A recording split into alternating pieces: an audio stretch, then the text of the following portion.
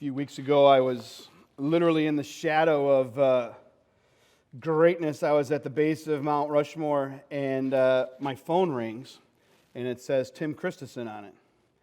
And I was like trying to think what I had done to get in trouble that would warrant a call from Pastor Tim, and I came up with nothing. So then I answered. And I'm glad that I did, because Tim asked me if I would share with you this morning. Always a privilege to be able to have this opportunity to share God's Word with you. If you have a copy of God's Word with you this morning, I invite you to turn in the New Testament to the book of Matthew, chapter 28. The Bible's divided up into two major sections, Old Testament, New Testament. 39 books in the Old Testament, 27 in the New. And the first one in the New is the book of Matthew. Matthew chapter 28. And we'll start in verse 18. My father wisely told my brothers and I once that if we had a good work ethic and we knew how to talk to people, that there were very few things that we wouldn't be able to do. And you know what? My dad was right. Friends, we've got a lot of work to do. And unfortunately, not a lot of us have the work ethic to make this happen. There was a recent poll conducted by the Barna Group. The Barna Group is a Christian research firm that found that only 18% of Protestant church-going evangelicals knew what the Great Commission was. 82% of these people had no idea what the Great Commission was. I recently shared this statistic at a staff devotional that I was doing at Livingston Christian Schools, and thinking that this was a stat for people out there. Certainly none of our teachers, they would fit into the 18%, right? So I asked the teacher sitting right in front of me if they knew what the Great Commission was, and to my shock, Jeff Hollister said no. Our own Jeff Hollister didn't know what the Great Commission was. Well, he actually did. I can only throw him under the front of the bus, not the whole thing. Because then when I explain, he's like, oh yeah, well, of course. Right? But thinking of this, we might as well take a look at what the Great Commission actually says. So in your lap, Matthew chapter 28, starting at verse 18 and through verse 20, this is the Great Commission. And Jesus came and spake unto them, saying, all power is given unto me in heaven and in earth. Go ye therefore, Jesus says, and teach all nations, baptizing them in the name of the Father and of the Son and of the Holy Ghost, teaching them to observe all things whatsoever I have commanded you. And lo, I am with you always, even unto the end of the world. Amen. Friends, this small section of the end of the book of Matthew embodies some of Christ's last commands to his disciples. And not only that, it sets up a framework for those of us who have come after the initial 12. We are to herald this amazing, life-altering, eternity-changing message of the gospel of Jesus Christ. One that offers hope for a changed life now. Jesus talks about that in John chapter 10, where he says, I have come now that you may have life to the fullest. It's not just fire insurance protecting us from hell, but we may have a fulfilled life now. We also may have a lock on how we relate with God in the eternal future. Everybody's going to have a relationship with God for all of eternity. You know that, right? Some of us will have a relationship with God as our eternal heavenly Father, and some will have an eternal relationship with Him as their eternal judge. Prayerfully, we'll be forgiven of our sins and set apart to spend eternity with God in heaven as our heavenly Father. Guys, if this is such a powerful thing, such an important message, why don't we talk about this more?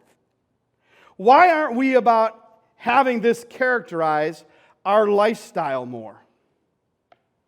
Let's talk about using our words. I was able to spend some time with my one and only grandson, Elijah, not long ago, and at this time, he was 3, and he was full of energy. Anybody have a 3-year-old? Yeah. They're go, go, go all the time. And not only was he full of energy, he was fast. He was fast.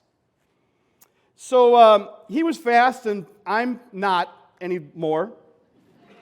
So I have a 20-year-old son, Josiah, who's on the autism spectrum, and Josiah, there's so many beautiful things about people who have autism. And one of the things that I truly love about our son, Josiah, is that he tells the truth all the time. He tells the truth all the time.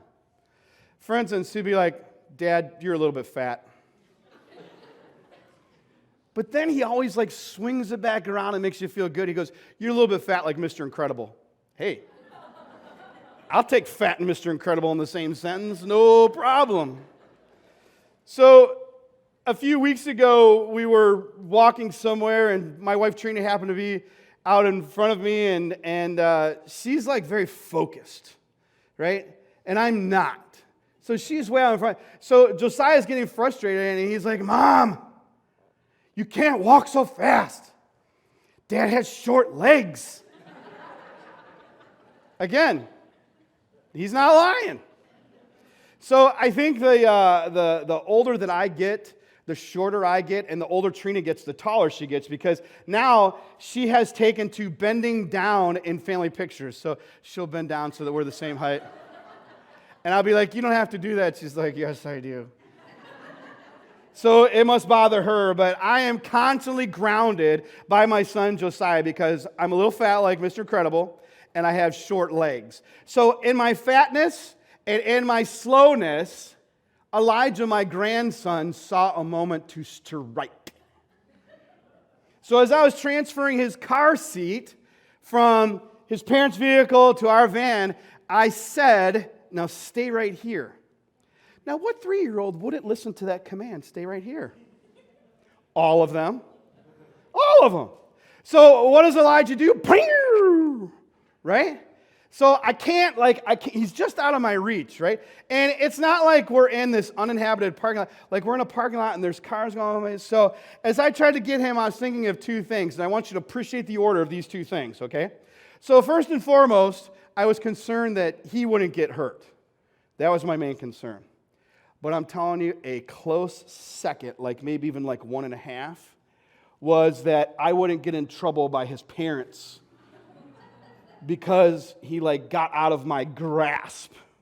So when I had a conversation with Elijah, I had to listen really close because he kind of had his own language. Now, the one word that I could clearly hear him articulate was grampy. All right? So the rest of it we just kind of went with. I just said a lot of uh-huhs. Really? Oh, okay. So that's how we kind of kept the conversation going. But when his mom was around, I often heard his mom said, use your words. Use your words. Now, all of us as parents or grandparents of children who are 3 and under, and maybe boys until they're teenagers, use your words. All right, it's a phrase that is well worn out of our mouths. Small children just learning to talk, sometimes they get frustrated or excited or whatever, and they use other forms of communication. They grunt. They groan. Other people's kids scream. Our kids never scream, right? They whimper. They maybe use hand motions to try and tell us something. It's at these times that we use that classic parenting phrase, use your words. Now, as parents who love our children, we want to help them move from immaturity to maturity.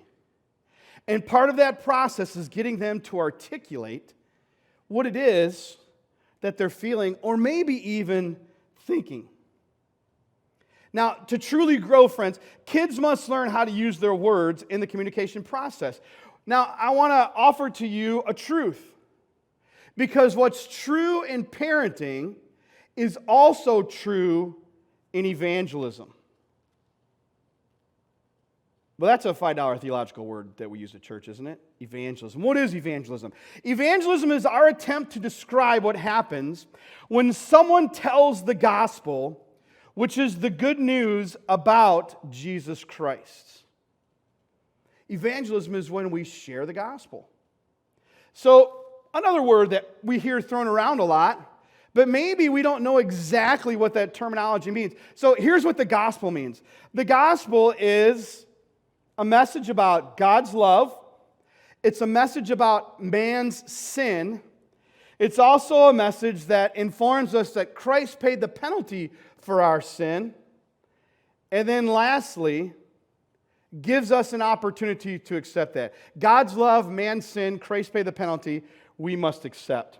Now, to take part in evangelism, the spreading of God's message of salvation, that's evangelism. If we really want to mature, friends, in our outreach effectiveness, we must use our words. A pastor friend of mine recently told me the story about a pretty awkward conversation. I don't know if you know this about pastors, but from time to time we have awkward conversations with people. He had an awkward conversation with a woman in his church in Colorado in their fellowship hall. She told him that she never really articulated the gospel with her neighbors, but simply let them see Christ in her. She had no intention and she felt no obligation to try to share the gospel message with them verbally. In other words, she didn't see any reason to use her words. My friend went on to explain to her that evangelism requires words. As a matter of fact, in the Greek, one of the languages that the original New Testament was written in, the word evangelize comes from a word that simply means to verbally declare the good news. Even the dictionary defines evangelism as the spreading of the Christian gospel by public preaching or personal witness. Now, don't get me wrong here. Of course we want to live out the message. Of course we want our lives to reflect that. And yes, we want to build those loving relational bridges with those around us. But we must let our little lights shine. Right? We must let our little light shine with the way that we live. But without words, we are not sharing the message that can save them from a hopeless life and a Christless eternity. If you still have your Bibles open, turn over to the book of Romans, Romans chapter 10 and verse 14. Romans chapter 10 and verse 14, just a few books over to the right of where you are if you're in Matthew. Romans chapter 10 and verse 14. Here we have the Apostle Paul, who wrote much of the New Testament. He tells us this, and he asks some good questions. How then shall they call on him in whom they have not believed? And how shall they believe in him of whom they have not heard, he asks. And how shall they hear without a preacher? How are they going to know if people don't use their words? I think the answer is they won't. People need to hear. People need to hear the gospel message articulated. Guys, they need to hear us use our words. Now, over the years, I've heard plenty of excuses as to why, in one way or another, someone doesn't verbally declare the gospel to somebsomebody. A friend of mine, Greg Steer, is a conference speaker and a pastor, shares that he has heard things that range from postmoderns don't respond to propositional assertions. Hey, just by a show of hand, anybody ever heard that excuse? All right, so that must be in circles that we don't necessarily travel in all the times. Or how about, that's not my style? Okay, maybe we're getting a little bit close to home. Or if I really live it, then at some point they will ask me what I believe. All right, get ready, because we're coming in for a landing here. That's not my gift. I'll just bring them to church. But beyond all the excuses, guys, beyond all these excuses lurks the real reason for this gospel silence. 2 words: fear and shame. Fear and shame characterize why many of us don't use our words in sharing the gospel message. The fear of rejection, the fear of losing friends, the fear of being castigated somehow, that keeps them silent. As a result, they're not willing to pay the price of following Jesus by risking their relationships by bringing the gospel up. Down deep inside, They're ashamed to rock the relational boat by sharing the very exclusive message of Jesus to their inclusive peers. John mentioned it this morning.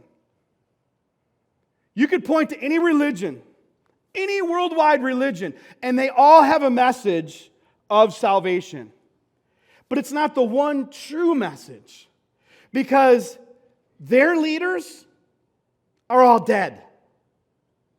Ours is alive today, which validated everything that he said. They don't want to bring discomfort to their peers, because that may bring discomfort to them. Think of it this way. It's like having a syringe full of the cure to cancer, but refusing to give it to a friend who has cancer because you're afraid of hurting them with the needle.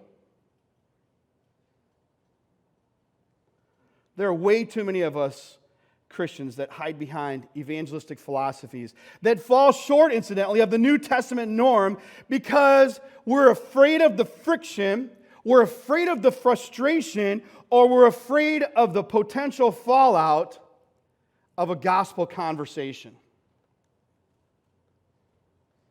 Jesus makes something pretty clear for us. I kind of love how Jesus most of the time when he was talking, just didn't leave a lot of now what was he saying? He usually meant what he said, and he said what he meant. The book of Mark, chapter 8 and verse 38 was one of these incidents. Mark chapter 8 and verse 38. Here's, Jesus says this, he goes, "Whosoever therefore shall be ashamed of me and my words in this adulterous and sinful generation, of him also shall the Son of Man himself be ashamed when he cometh in the glory of his Father with the holy angels." Now, I wonder, what exactly is Jesus saying there?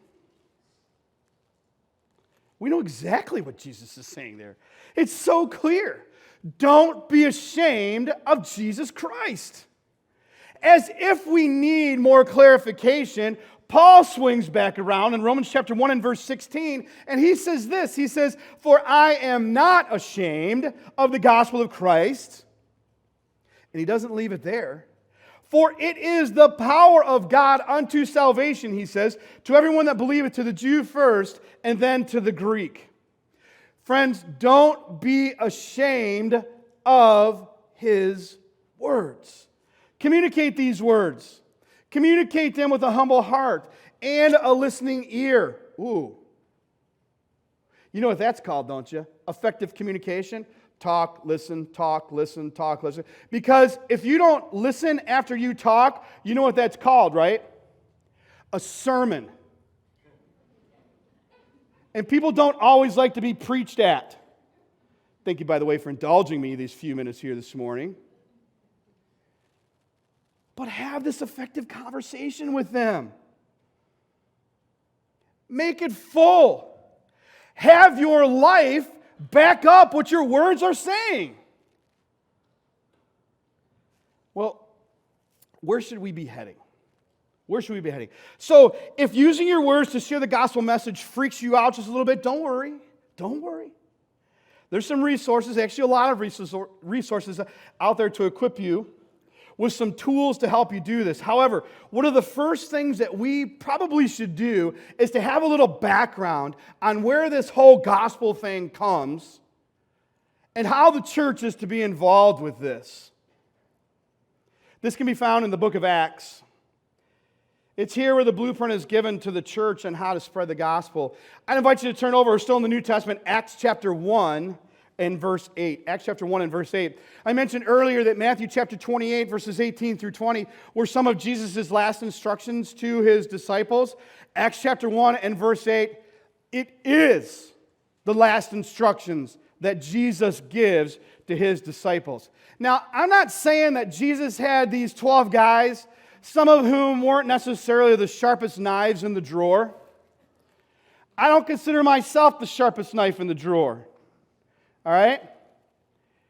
I have a son who's in the military, and he says that there's a lot of people in the military that he's been exposed to that are as sharp as wet rags. So oftentimes, leadership has to make things very simple for them. And in the military, it's called break it down Barney style. All right? Like Barney the dinosaur. Like, clean up, everybody do your part. Like, that's simple, right? Like, there's no misunderstanding about that. This is what Jesus does in Acts chapter 1 and verse 8. He's breaking it down Barney style for us. He says this, "But ye shall receive power after the Holy Ghost has come upon you. And you shall be my witnesses unto me both in Jerusalem, in all of Judea, in Samaria, and unto the uttermost parts of the earth." There it is, friends. There it is. There's our gospel GPS. We know exactly where it is that we should be headed with this life-altering, eternity-changing message that we are using with our mouths. We have 4 versions of the life and ministry of Jesus Christ in the 4 Gospels, right? Matthew, Mark, Luke, and John, first 4 books of the New Testament. We only have 1 account of the birth and the growth of the early church. That makes Acts, the book of Acts, a worthwhile read for us now. It also makes it our one story of the spread of Christianity across the New Testament world. Unique, and it makes it indispensable. Traditionally, this is a book that bridges the gap between the Gospels and the rest of the New Testament letters. And it sometimes is known as the Acts of the Apostles. Luke, who was a doctor, he was the one who authored this book. And he focuses on several people in particular. He focuses on Peter, and then he focuses on Paul for most of the book. And then he focuses on perhaps lesser-known characters, Stephen and Philip, much more than the 12 original apostles or the disciples. A more precise title might be The Continuing Acts of Jesus by His Spirit through the apostles and other Christian leaders. Now, unless you are writing a paper that has a word count that you need to fill up, right? That's way too long. That's way too long. And no doubt that's why people have broken it down Barney style to simply be Acts. As you read through the book of Acts, you'll see how it shows and tells us how God worked through the early church to change the world. It didn't just change Jerusalem, friends. It went viral. It went viral and changed the entire world. And guess what? It can still serve as an incredible instructional guide for the church today in 2021. A former presidential candidate previously said of West Virginia coal miners at the prospect of their industry shutting down that an option for them in their industry, were it to drastically change, would be to learn computer coding. Well, that may be true, but for many of these people who had been miners for generations, this may have been a bit much. Coal mining was all that they'd ever known. Friends, this sentiment rings true for us in our discussion here this morning as well. Perhaps relying upon someone else to share the gospel message, that's all that you've ever known. Let the professionals, the pastors, the missionaries, the Sunday school teachers, or someone else whose gift it is to do that. Perhaps simply bringing someone to church to have them hopefully hear the gospel is all we have ever known. Maybe that's all the responsibility that you've ever been given, or all the responsibility that you've ever taken. Friends, we're at the precipice. We're at the edge of this now. There's some exciting things that are happening here at BBC. We have property, and we have the promise of a new facility. Pastor Tim has shared some exciting news about some fantastic meetings that have taken place in the past few weeks, and he's excited about the meetings that lie ahead for us. But we've got to ask some questions. Is our mindset going to be, if we build it, they will come? Or is it, We must build it because they have come in response to the gospel message. No matter if this is the case, we have an obligation to articulate clearly and accurately what Jesus has done for us. I want to introduce you guys to a concept called the 167 life. But before we do that, prepare to have your minds blown. All right? Now I'm serious. And you guys can take this because I'm going to empower you. I'm going to empower you to be the focal point of any gathering that you guys will ever be at from now until when the Lord returns. All right? This is good stuff. You might want to write this down. I know 4 things about each and every one of you in this room here this morning. All right? 4 things. You ready for this? The first thing, you were all born. Serious. You were all born. The second thing, unless the Lord returns and you are a born-again follower of Jesus Christ, all of you one day are going to die.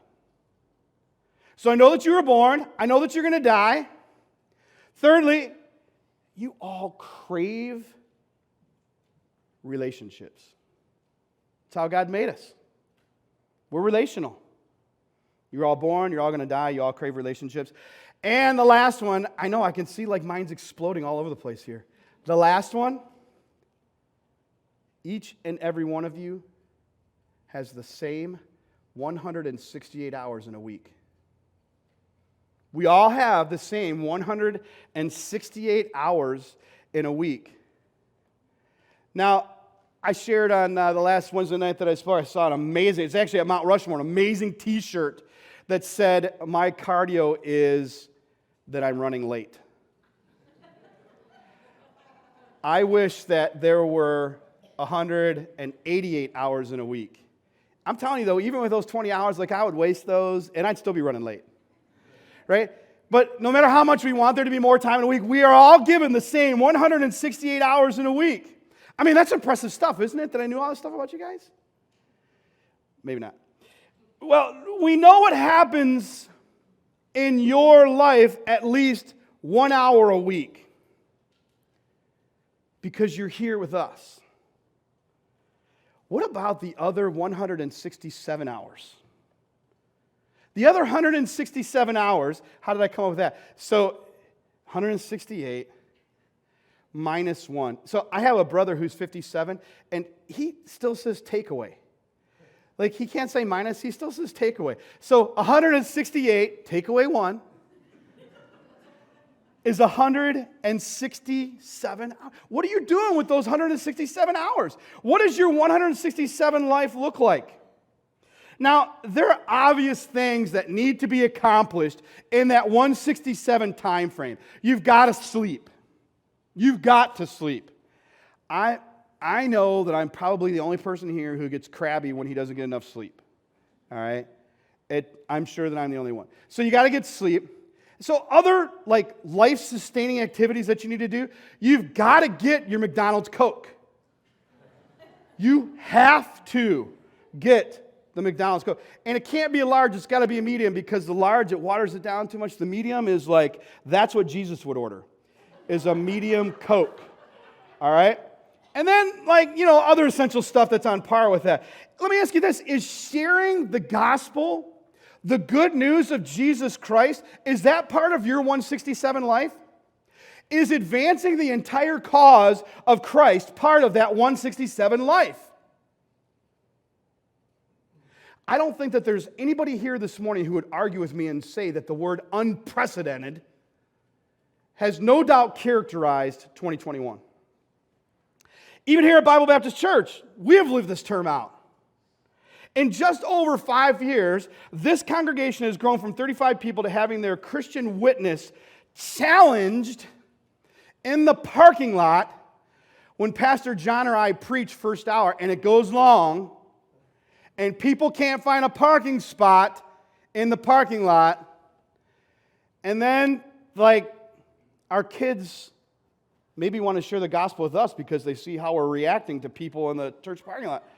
You know, Pastor Tim vulnerably shared a few weeks ago about his utter failure with his son in the car, and he used 2 bad words. He confessed it, though. It's all good. Idiots, and what was the other one? See? They're buried in the deepest sea. You can't even remember it now, can you? I mean, it's as far as the east is from the west.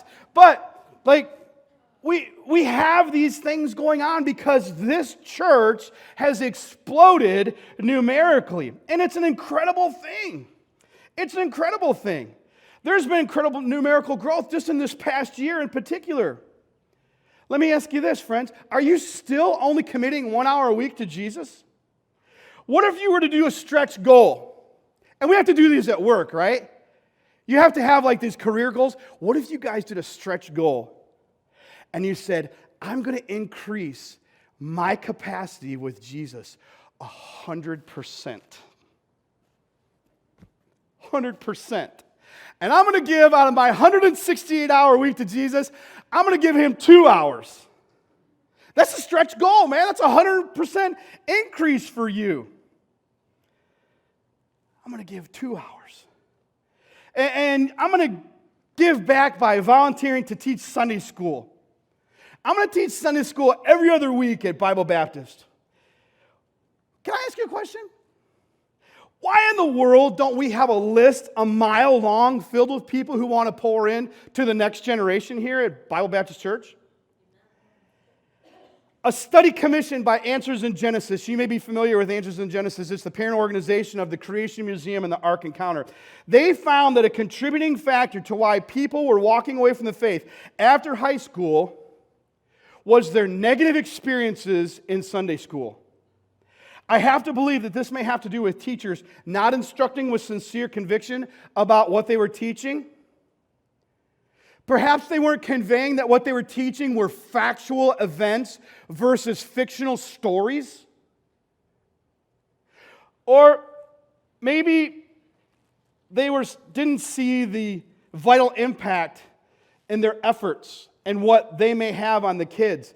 In short, they didn't understand the power of that ministry. Various studies indicate that many people who accept this life-altering truth with Jesus and what he has done for them, many people who become Christians do so before the age of 18. How many of you this morning accepted Jesus Christ as your personal Savior before the age of 18?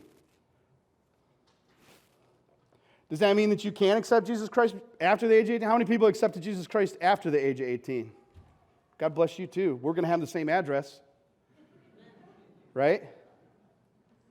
You guys know that, by the way, too, right? Like they're not detached condos. It's one house. John 14, I go to prepare a place for you. In my Father's house, singular, are many rooms. So, yes, we're going to hear each other arguing. No, there's no arguing in heaven, is there? No. So, most people who become a Christian will do so before the age of 18. Friends, with the numerical growth that we have seen, one of the largest lists in the office that our precious Jessica Paisley, a.k.a. Bo Peep, should have is one of people who want to teach or help in Sunday school. And yet, it isn't. We seem to always be in need. Trina and I, my wife Trina and I, have fostered 18 children, and we've adopted 6. Oh, we could never do that. Man, I hear that all the time. I just shared that story last week with a lady, and she said the same thing. Oh, we could never do that. Yeah, you can. You can. You can. You can do that. You can actually do that. The same words have come out of your mouth about your involvement in Sunday school, too, if you're not involved. Oh, I could never do that. Yes, you can. Yes, you can. I'm not here to guilt you into working in Sunday school. I'm not. But if the Holy Spirit wants to challenge you this morning, hey, God, you do you. You do you. He's God and I'm not. Just know That if He impresses that upon you this morning, that you can actually do that. You can work in Sunday school and you can have a vital impact upon these kids. A 167 life is giving more than 1 hour a week to God. It's spending time alone with God regularly. It's sharing the gospel with your words regularly. It's perhaps teaching and helping in Sunday school. Maybe it's participating in a growth group. Oh, I can never do that. Yes, you can. Friends, remember, look around you. There's so much work to do. The world is in no condition for us simply to sit back and to watch. I'm sure that some of you have been exposed to the viral video that's going around right now that was produced by the Gay Man's Choir of San Francisco. If you haven't, I encourage you when you're alone, not with your children, but to watch this video. It's actually pretty nicely produced. They have great voices. Their message is horrifying. Like a praise song, they repeat these words. We are coming for your children. We are coming for your children. We are coming for your children. You go ahead and research that and look at the message that they are coming for your children with. The world is in no condition for us to simply sit back and to watch. There is a tangible, desperate need for Jesus, a glimpse of hope in the midst of hopelessness.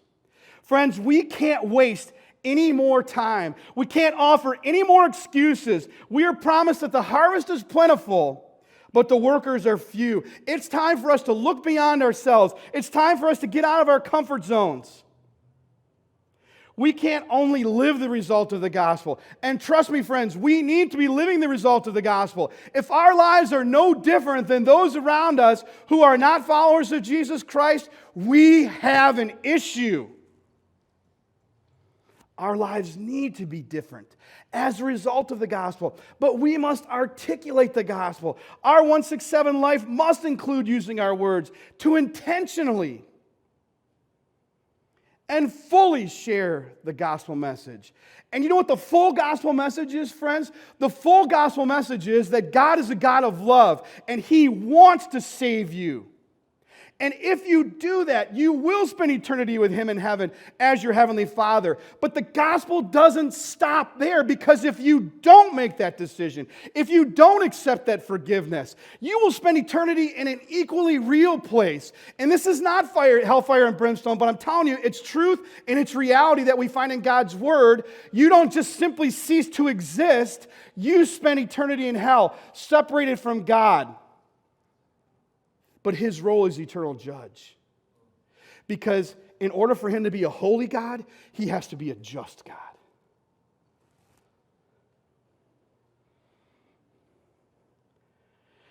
Research indicates that people need to hear the gospel message 7.6 times before they respond.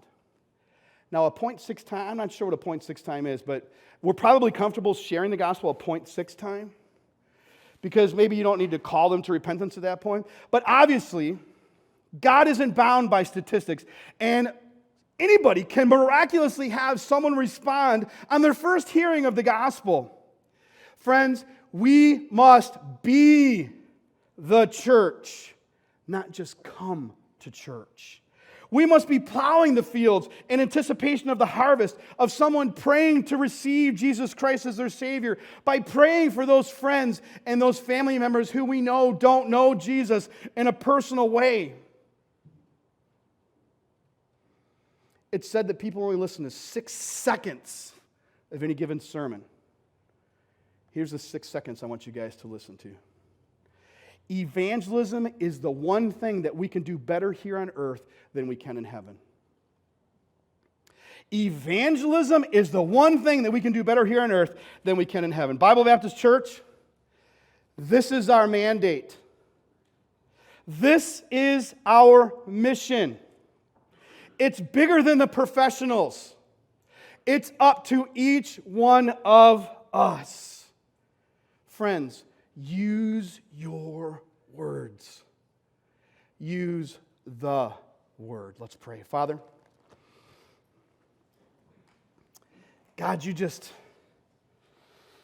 You give us something to drink from the fire hose every time we open up your word. And God, you put us so far outside of our comfort zone, but God, it's no place that you haven't been before. God, you gave up your one and only perfect, sinless Son to die on our behalf. He was separated from you. He suffered for us. He died on that cross. He shed his blood for our sins. He was put in that tomb, but he didn't stay there. He's alive today, and he's active today.